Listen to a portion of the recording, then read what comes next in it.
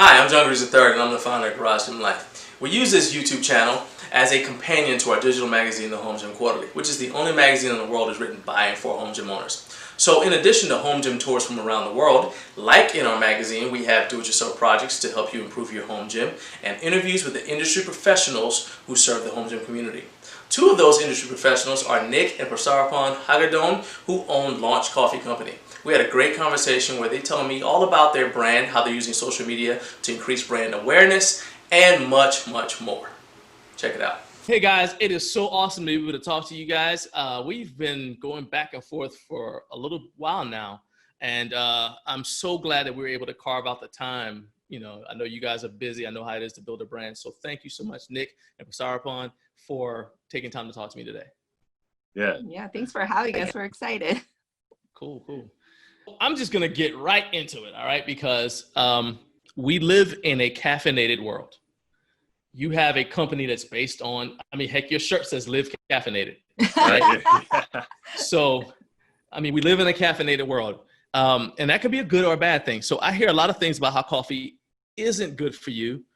Tell me some things that make regular coffee consumption a good idea, especially for someone who's an athlete.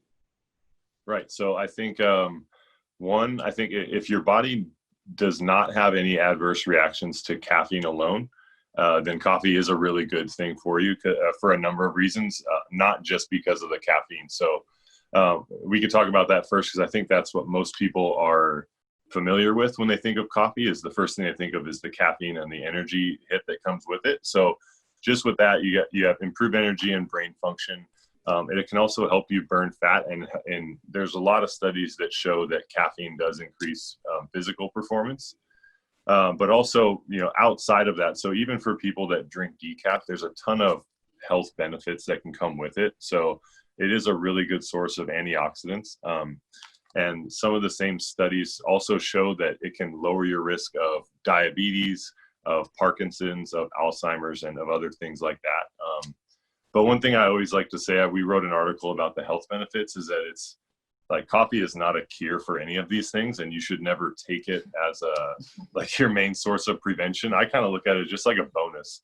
I like coffee and I like to drink it, and I don't have to worry about it being bad for me. I can just kind of, know that it's good and know that I may have some benefit down the line from it. So I can't rub coffee under my eyes to get rid of the bags or anything like that? Well, you might be able to.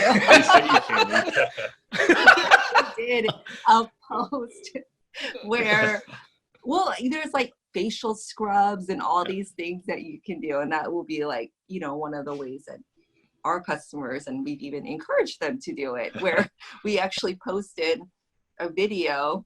And then the next slide was like, look at the amazing results. And I put Nick's baby picture on. There you go. Yeah. It's a miracle. Hey, that works. I just rub it on my knees. Wow, that gives me back about 10 years.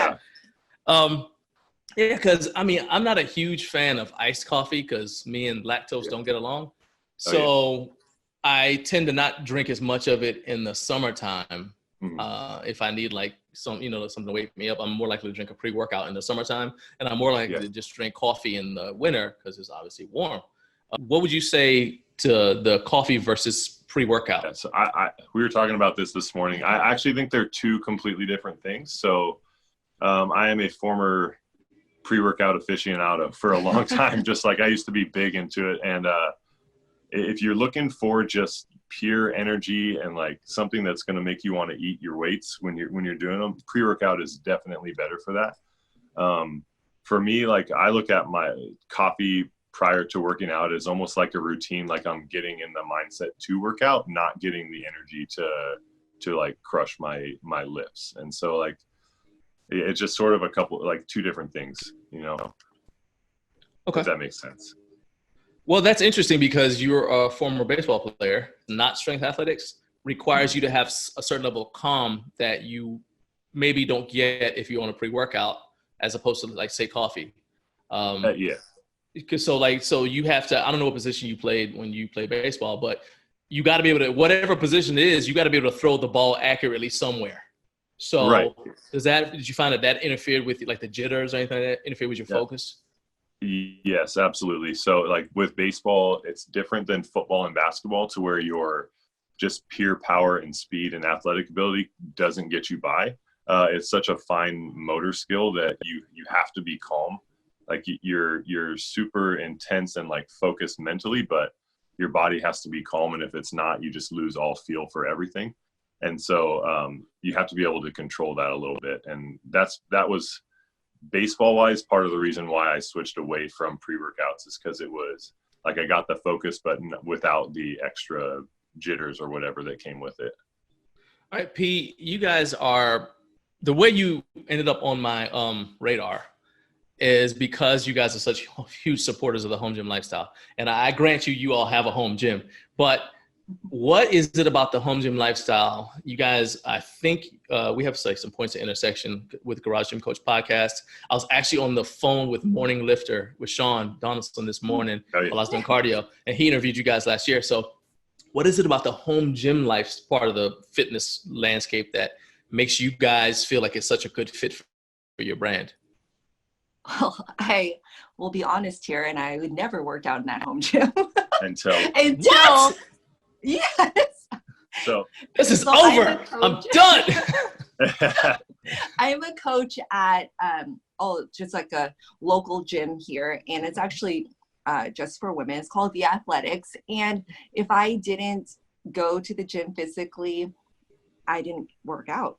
And our gym is literally a hallway away from where we're sitting right now. So since the whole quarantine and everything shutting down, I mean, I've said probably over a dozen times, I am so thankful we have a home gym, that Nick has always had the drive and the willpower to just get up, get in there, and be done. So like in the beginning, it was hard to just set a new routine. And now we've established one. And I think for months now, we've actually been working out together, which we haven't done in so long. But we like the convenience of it. Yeah. You know, you could get in there at any time, but for us and our lifestyle and the way our family moves and goes, like we like to do it while the kids are still sleeping. So Gotcha. that does mean maybe a muted home gym Right. where you just hear yourself breathing, or I'm like, well, I need some music. So here I am putting a little bit of music in there, but it just makes us go about our day and have the energy, like, and be better parents, honestly, you know, because we are a very routine oriented family. The kids like schedule, they like all that kind of stuff, and so do we actually. Yeah. And I think just like how that ties into our brand a little bit is that it's very hard to build a brand and speak to something that you're not. And so, you know, if we were trying to build a brand around some other random thing, it wouldn't work. But since we love to work out and live that active lifestyle, and I work out in the home gym every day and have for about 3 years now. And it's sort of like over time have built up the equipment that we have. And it's sort of, you know, it's a hobby, but it's also, it's like she said, it's kind of a way of life. It's convenient, and we love it. And I'll never go back probably. So. Yeah, I get that. I mean, it's like, my wife was more like outdoor, like I want to go do things, right? So she can work out here. I mean, she does enjoy lifting here, but for cardio, she wants to get on her bike and go cycling. She doesn't want to get on a Peloton or something in here, right? And so I can see for some people, like the social aspect of it makes it hard to train at home, because like you say, it's just pretty much you get in there, you get it done, and you get out.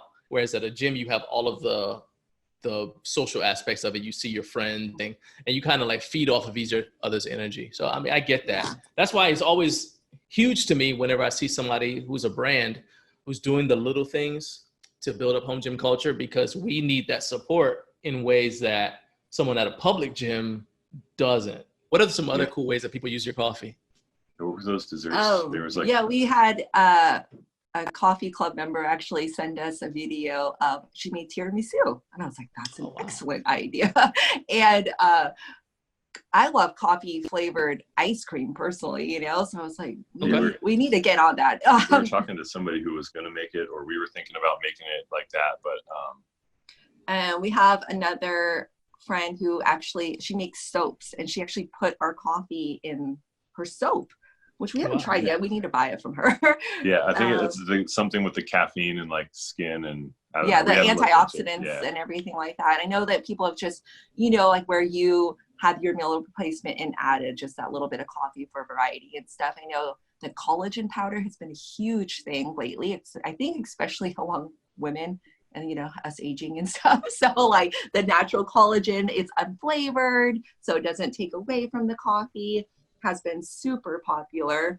Yeah, I think it's a lot of people just added in for different varieties. So like for me, I'll rotate from black coffee to heavy cream we found that we ran out of heavy cream, and that's how I found the coconut butter and just gave it a try, and it was pretty good. And so like just always looking for different things to switch it up that are somewhat, for me, like I always look that are somewhat healthy. Like I don't like to use normal creamer with a bunch of sugar in it, but anything else I'm down to try it, especially if I get bored with one thing. And then we actually really love it as a cold brew. So you say in the summer months, it's hard for you to drink iced coffee because of like the lactose and everything, but it's actually really good, just black. Like our coffee is like really smooth and good. And we're like, cannot wait to get warm weather. We actually still have rain here in Washington. So in June, so we're looking forward to being able to go in that cold brew life again. Okay, so now I got to tell you a story. The reason why I don't drink cold brew is when I was a kid, I had this bad habit of, it was just me and my mom. When we came to the States, it was just me and my mom. And so I had this bad habit of, I'd come home and I'd be from school and I'd be the only one in the house. So in my mind, anything in the fridge is fair game, right? And so I would go in and I would just like, if I saw something that's open and just sitting in the fridge, I just drink. Oh, I'm thirsty, I drink it, right? Well, one day I thought that was Coca-Cola, and I picked it up and I just, and it was not, it was cold coffee. Oh, no. And so every time I drink cold brew, I think about the time that mommy got me, because I know she won't admit it, but I know she got me on purpose. Like, okay, all right. Yeah, there you go. Not bad. And I haven't done that to anybody. I haven't done that since. Now it's always like, whose is that? What is that? That kind of thing. I don't just drink stuff. So that's my cold brew story. Wow. Let's see. So tell me about coffee naps.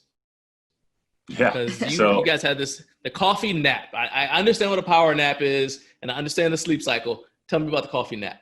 All right. So I came across this. I'm a fan of Tim Ferriss. And so I listen to his podcasts and read his books and stuff. And he's always doing like different experiments and then telling people the results of them. And so he's talking about this coffee nap, which doesn't make sense, because you think that why would you drink caffeine before you take a nap? Because they're two they conflict with each other. But like how it works is the caffeine, when you drink it, it takes like 20 to 30 minutes to actually for you to feel the effects in your body. And then when you go to sleep, it takes, at least 30 minutes to fall into that deeper sleep, to where if you were to wake up out of that, you're going to feel drowsy. So with the caffeine nap or the coffee nap, you drink the coffee, set your alarm for somewhere between 20 and 30 minutes, so that when you wake up, the caffeine is kicking in and you're not drowsy from falling into a deeper sleep. And then it just makes you feel more energized than you would with one or the other. And so that combination is fairly powerful. And I think there's also some other scientific reasons why the coffee absorbs into your blood easier. I'm not so familiar with those. I just know I've done it a few times and it definitely works. Yeah. Okay. So you have no idea what I'm about to say. All right. As you're explaining this to me, it makes sense, but not because of coffee. But I know that what I normally do with when I take pre-workout before I train, I drink it, but I found that I can't drink it and then immediately start training, because like the way I train, I do a main lift first and then I do accessory stuff after it. Yeah. And when I used to just drink it and start, I would find that it was kicking in after I needed it, because I don't necessarily need it when I'm doing my accessory work, because that stuff is lighter. I want it when I'm lifting heavier. And so what I started doing is I drink it, and then I go through the routine of I come downstairs, I write the stuff on the board, go back upstairs. I like to shave as part of my pre-workout ritual. I'll shave my head and my face and give it time to kick in.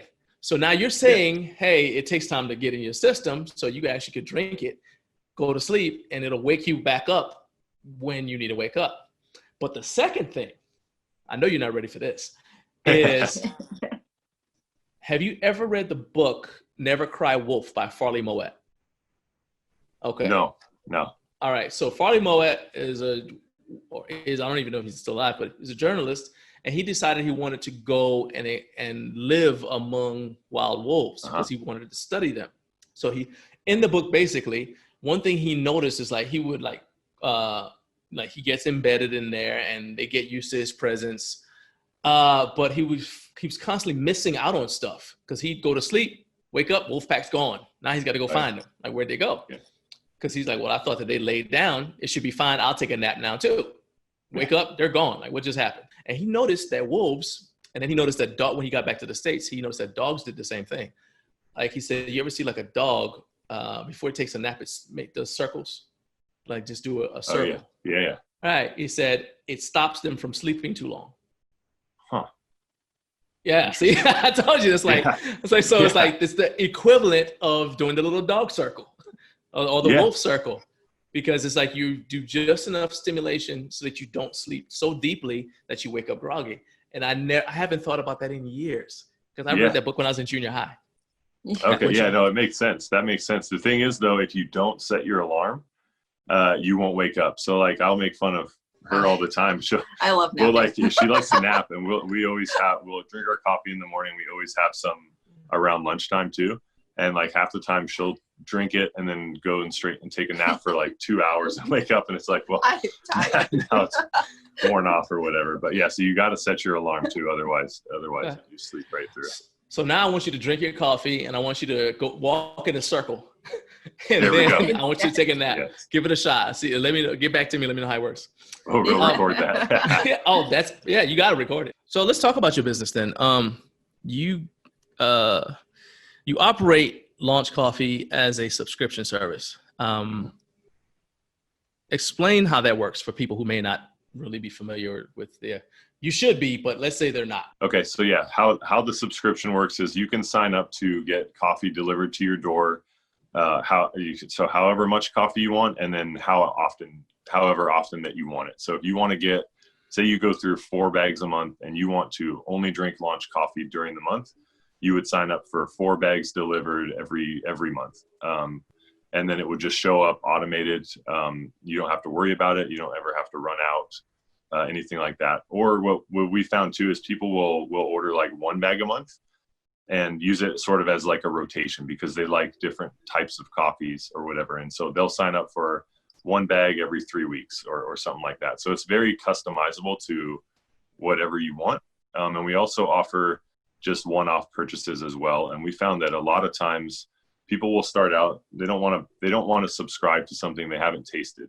And so they'll buy a bag of coffee or a box of K-Cups and they'll taste it, they'll like the taste, and then they'll want to go on to subscribe from there. And so like you can kind of do whatever you want within the business. I mean, we just try to sell the fact that like no one wants to wake up in the morning and not have coffee. Like I just feel like my day now is ruined and I cannot start it the way I want to. Like because I do feel that it gives me kind of that extra boost and that little bit of energy to just get going. You know, I have it before we have breakfast and with breakfast and everything. So the subscription helps people not run out of coffee. It's just like a huge, it's a huge convenience factor. There's a discount with it if you do subscribe, and it's just so you don't have to think about it, and it just shows up, and it's a nice little thing on your doorstep.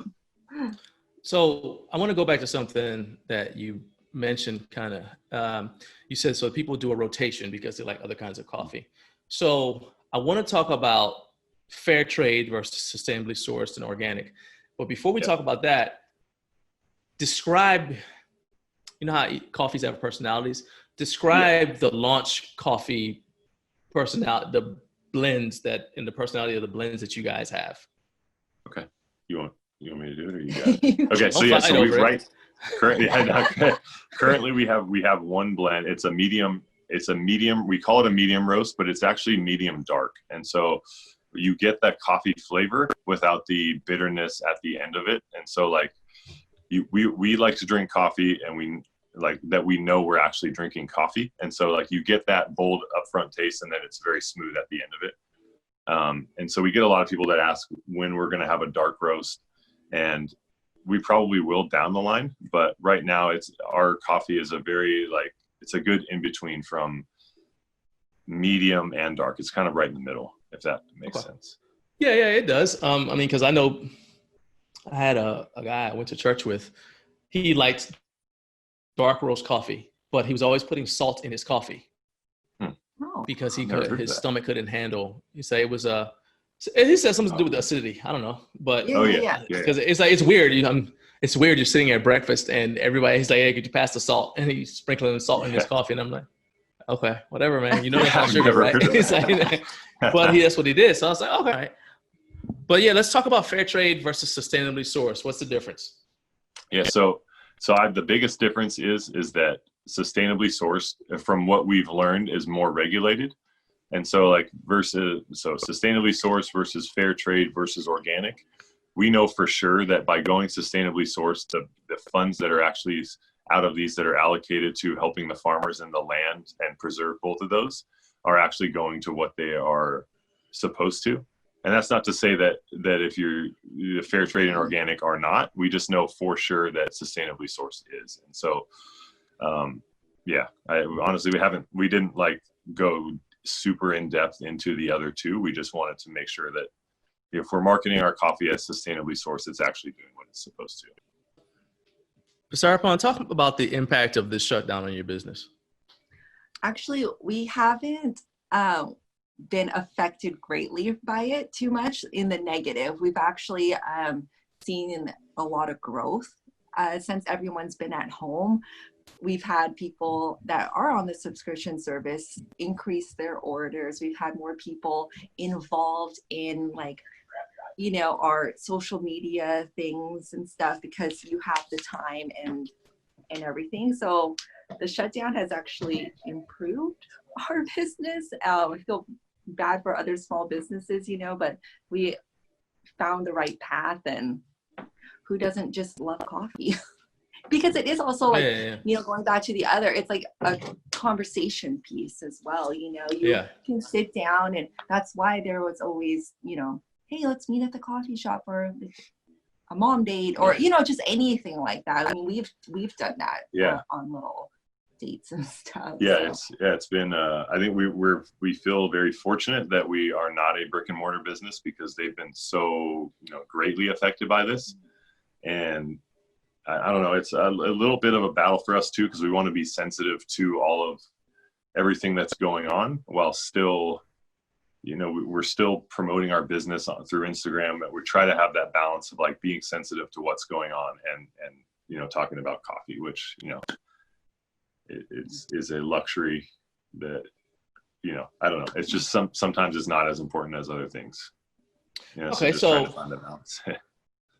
So let me say, I don't know if this is a pushback or just a different perspective. I don't know, whatever. It's a statement. So here's the thing.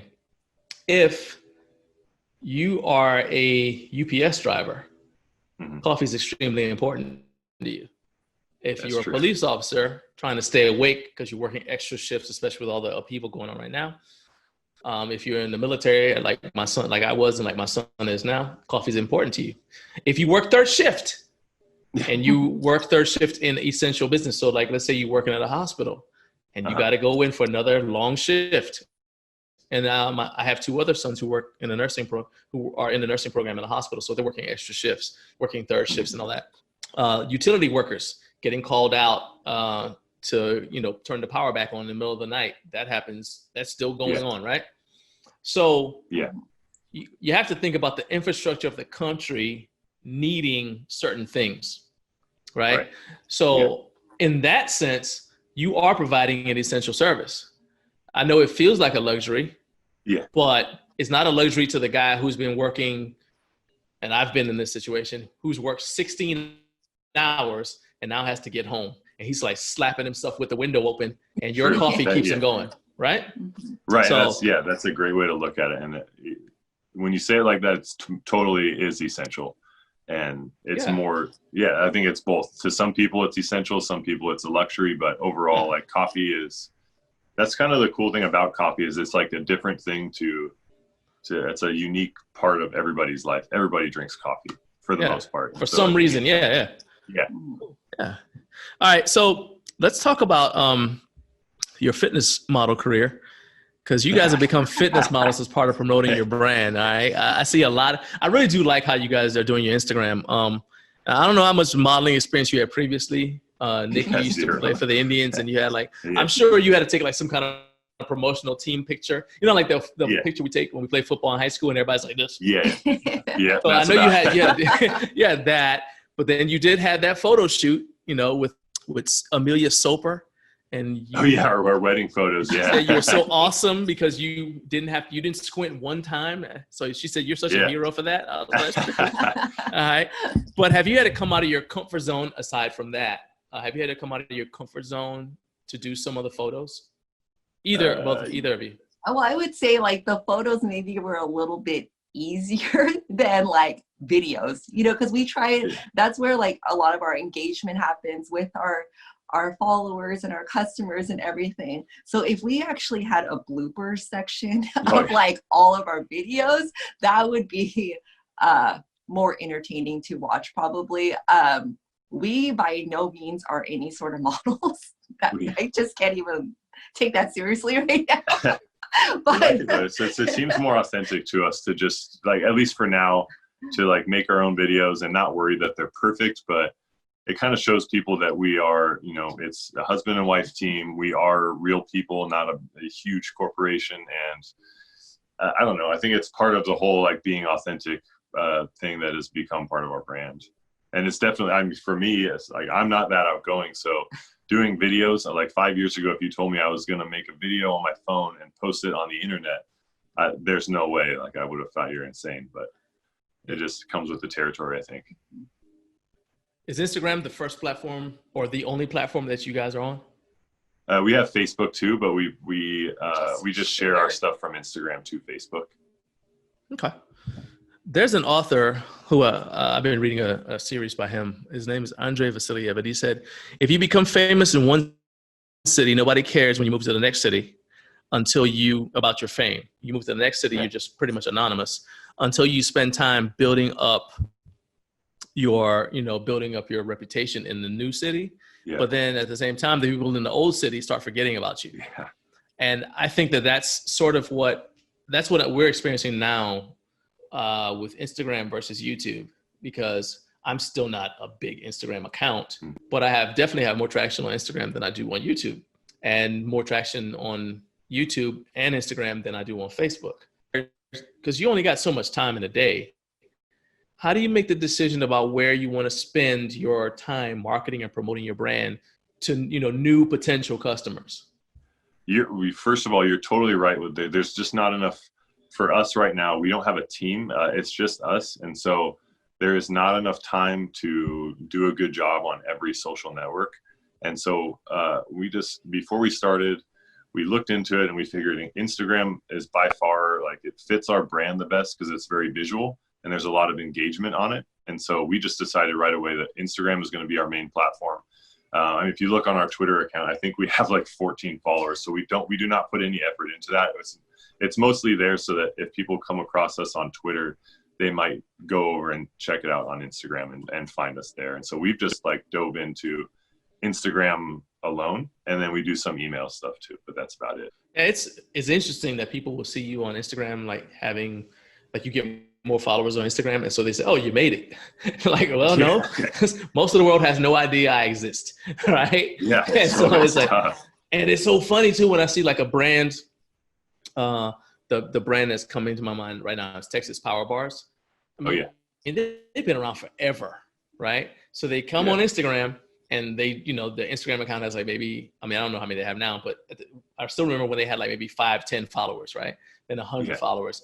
And the average Instagram person is going to see that and be like, oh, I don't know how good these bars could be. They've only got so many followers. I'm like, Texas Power Bars is one of the top bars in the world, right? And so it's just funny to me how people equate Instagram, specifically Instagram. I don't, because people don't say that necessarily on Facebook, but specifically Instagram, they say, "Oh, you're blowing up. You must be doing very well." I don't. I'm like, no. I mean, feel free, keep spending money now. No, don't think I made it. Right. Yeah. Yeah, it's amazing. It's just like the followers adds to your credibility or something. When it's like in reality, it's not the amount of followers you have is not necessarily reflective of how your business is doing. It's more like, for us, it's at least how responsive people are and how much you interact with them is what we found. Yeah, it's just how well you understand what the people who follow you want to see. Right. And what people on Instagram want to see at that time. It's like, exactly that's all it means. It doesn't mean that your coffee tastes better than it did yesterday when you didn't have as many followers, whatever. So that being said, I do like the idea, some of the things that you do. I like what you guys did with the old K-Cups. And I like that because you took something that was potentially a bad thing and you were able to turn it around and create engagement with it.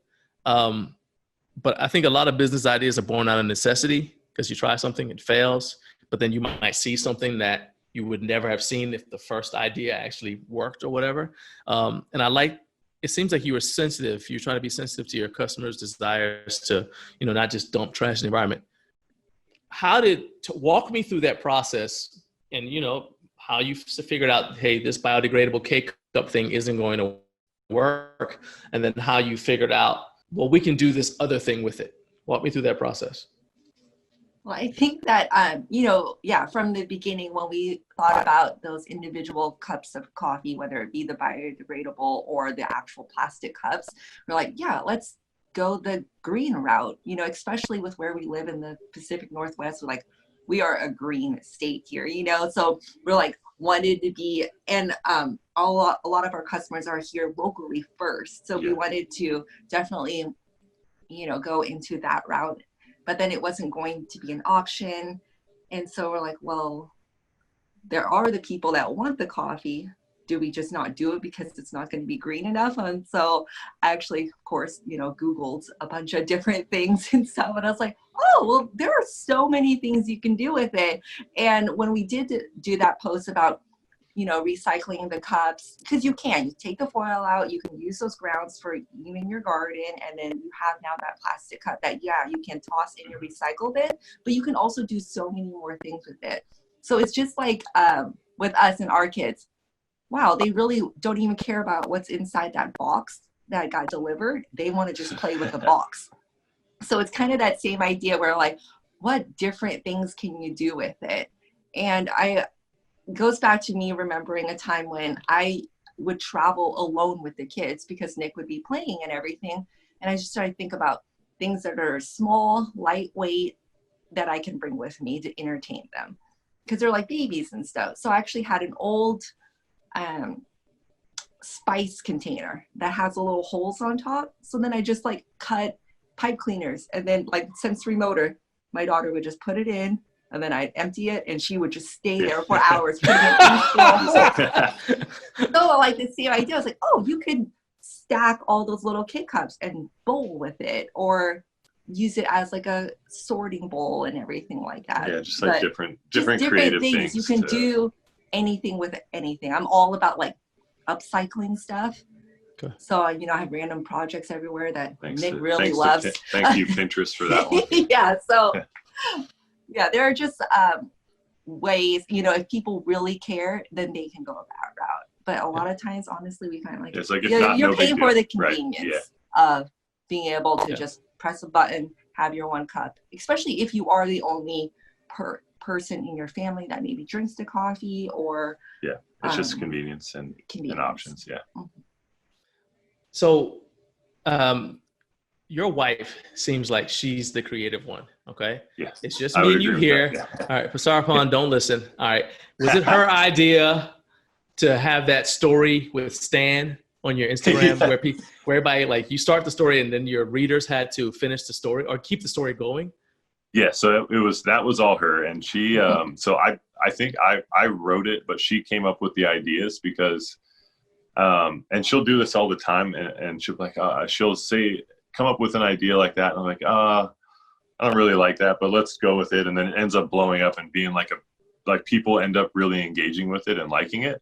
And so she's very good at those ideas, just knowing that we can't be about all coffee or all workout all the time, because people, you know, we genuinely want to interact with people, and people don't want to just see the same thing over and over again. And so, yeah, I think she comes up with a lot of the creative ideas that we end up using, most of them. And then it takes off and you're just baffled, like, what? Yeah. They, really? Yeah, it's like maybe I should just start listening. I should just start listening more. I'm always right. No, but and, you know, it really goes back to like, we always try to stress, like, we are real people. We hand pack the coffee. We do care. We do listen. We do read every single comment. When we ask for opinions on new sticker ideas, new bag ideas, anything like that, like, we genuinely care, and we like appreciate everyone's feedback all the time. And when, you know, we try to be creative with those posts, we read every single one and we respond to every single one, because we want it's like the polite thing to do. Yeah, it's just like someone takes we're not the time a robot, you know. So this is the last question.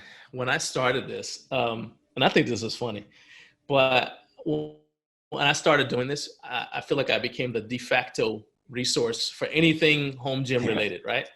It could be some infomercial gadget, all right? I mean, I've had people say, hey, is that good? And I'm like, I don't even know. Okay, so there's this thing. I forgot what it's called, but it looks like a pogo stick. But you sit on it, and the reason I don't know much about it is because you actually have to go on late night infomercial TV to see it. So you sit on it, and it's supposed to be like the perfect way to squat, right? And it's like, it literally looks like a pogo stick. And so I had people asking me like, well, is this any good? I want to get, you know, my dad wants to start working out at home. I'm going to get him this thing. Is it any good? I'm like, heck no, don't buy that for you, Dad. But at the same time, do you find people like at parties even asking you like the weirdest coffee related questions? Like, cause they just expect you to just know everything there is to know about anything related to, do you know about the farmers in Colombia growing the coffee? Like, you know what I mean? I mean, we definitely have people asking you this stuff. Yeah, I think it's starting more and more. We start to see that. We haven't had nothing like as good as that story where it's something totally random, but just where it's from, the beans, and not too much. Yeah, like stuff. How much caffeine is in there? I was like, I don't know the actual scientific breakdown of that. Sorry. Yeah, because so we're just honest. We're just honest, and it's like if we don't know the answer, we'll look it up and find out for people. But I think we don't claim to know anything about it.